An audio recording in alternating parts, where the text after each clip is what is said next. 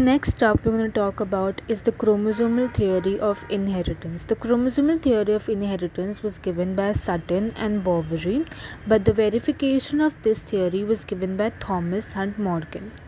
Thomas and Morgan worked on tiny fruit flies which were called as Drosophila melanogaster. Now, why did Morgan choose Drosophila melanogaster? First, they could be grown on simple synthetic mediums in the laboratory. They complete their life cycles in about 2 weeks. A single mating could produce a large number of progeny flies. Males and females could be easily distinguishable, that is, males were small whereas the females were big in size. Next up, we're going to talk about is linkage and recombination. Now, Morgan knew that the genes were located on the X chromosome. Therefore, in cross A, he crossed between a male and a female. The female was yellow bodied and white eye color, whereas the male had brown body and red eye color. Therefore, the male was wild type. Now, in the F1 generation, he got the female to be of wild type, and whereas the male to be of yellow bodied and white eye color. These two strands represent the X chromosome, whereas this strand is X chromosome and this strand is Y chromosome. As you can see, the Y chromosome has no genes, that is, all genes are present on the X chromosome. The Y plus and W plus represents the wild type, whereas Y and W represents yellow bodied and white eye color, which is the recessive type. Now, when he crossed between the F1 female and F1 male, he got the F2 generation, which was of parental type and a recombinant type. The parental type is 98.7% and the recombinant type is 1.3%. In the parental type, he got the female, which was white eye color and yellow bodied, and second female was wild type. Again, the male was white eye color, yellow bodied, and the second male was wild type. Now, in recombinant type, the female X chromosomes had a recombination. Therefore, the small y and W and dominant Y plus and W plus had recombination, and therefore it gave rise to small y W plus, and on second chromosome Y plus and W. And this is the Y and W and Y chromosome of the male. When we cross between these two, we get the recombinant type, as the females had YW plus, which came from the mom, and Y and W, which came from the male, whereas Y plus W, which came from the female, and Y and W, which came from the male. Therefore, the females were yellow because it has small y, and red because it has W plus, and second female was brown and white because it has Y plus, which is brown bodied, and W for white. Now, males had the same pattern. The X chromosome came from the female, which was Y and W plus, that is yellow and red bodied, and Y plus and W, which is brown bodied and white eye color. In the cross B, the same thing is observed, but in cross B we take white eye color and miniature wing for females, and red eye color and long wings for male, which is this is the wild type. But the only difference between cross A and cross B is that in cross A we see that the parental type in cross A, the parental type is 98.7%, whereas in cross B the parental type is 62.8%, and recombinant type in cross B is 37.2%, whereas in cross A it was 1.3%. Now, why do we see such variation? This is because the genes for white eyes and wings, the genes between the eyes and the wing, eye color and the wing, is far away. Therefore, when it get recombination, its recombination is high, whereas the genes of eye color and body color, the genes between these two is close. It is closely linked. Therefore, the linkage is small, and therefore the recombination is also less. Next up, we're going to talk about is polygenic inheritance and pleiotropy.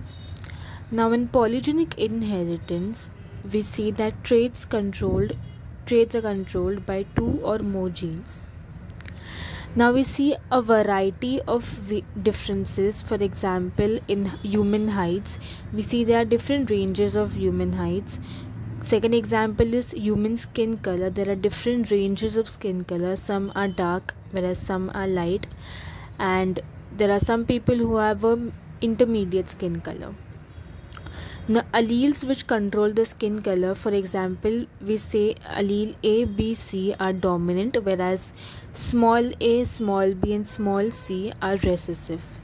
Therefore, the dominant alleles of capital A, capital B, and capital C will be the darkest skin color, where the recessive alleles of small a, small b, and small c will be the lightest skin color. Similarly, capital A, capital B small b, and capital C small c will be intermediate skin color, moderate skin color, which is in between the darkest and the lightest. Next up we're going to talk about is pleiotropy. Now what happens in pleiotropy? When a single gene can express multiple phenotypic expressions, it is called pleiotropy, and the gene is called pleiotropic gene. We're going to understand this by an example of a disease which is phenylketonuria.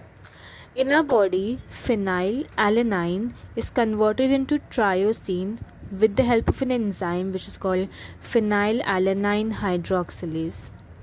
Now what happens in phenylketonuria? There is a mutation in the gene that codes for this enzyme, and because of the mutation we get a multiple phenotypic expression such as mental retardation, reduction in hair, and skin pigmentation. Next up we're going to talk about is sex determination. Now Henking in 1891, he traced an specific nuclear structure all through spermatogenesis. He saw 50% of the sperms had this structure and 50% did not. He named it as the X body. Therefore, he was the first to discover the X chromosome. Now, sex determination are of three types: the XO type of sex determination, the XY type, and the ZW type. First, we will talk about the XO type of sex determination, which is seen in insects, example grasshopper.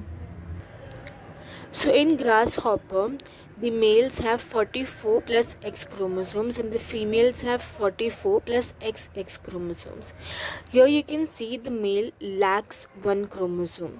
Therefore, the gametes of the males will have the X and one gamete will be empty, whereas females will have one X and second X.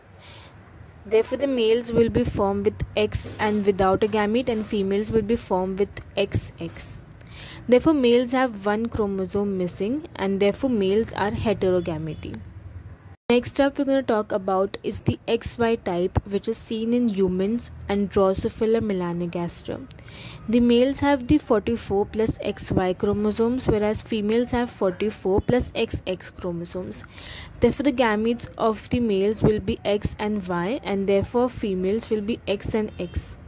Therefore, the males formed will be having X and Y chromosome, and females will be having X and X chromosomes. Therefore, over here, males and females have equal number of chromosomes. Therefore, males are heterogamety. Third, we're going to talk about is the XY type, XW type, which is seen in birds.